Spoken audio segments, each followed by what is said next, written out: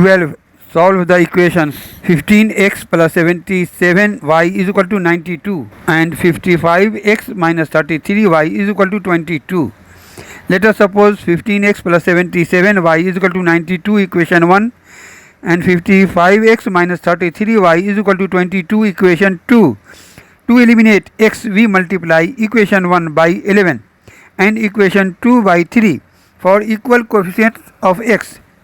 15x plus 77y is equal to 92 multiplied by 11 and 55x minus 33y is equal to 22 multiplied by 3. 165x plus 847y is equal to 1012 and 165x minus 99y is equal to 66. By subtracting 946y is equal to 946 or y is equal to 946 by 946 is equal to 1.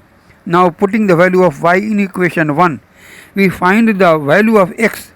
15x plus 77y is equal to 92, or 15x plus 77 into 1 is equal to 92, or 15x plus 77 is equal to 92, or 15x is equal to 92 minus 77 is equal to 15, or x is equal to 15 by 15 is equal to 1.